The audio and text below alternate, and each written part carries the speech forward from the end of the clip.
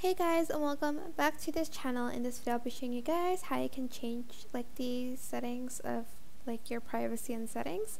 So go to user settings and you're just going to select privacy and safety. Okay, it's privacy and safety settings, that's what I meant.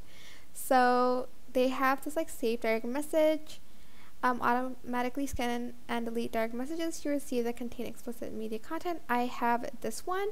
You can select the do not scan one, but I wouldn't do that. They also have other server privacy defaults.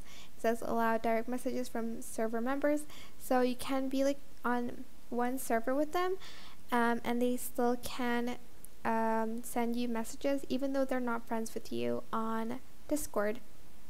And you also have enable message requests from server members you may not know. I enabled mine because I just think that it's easier that way.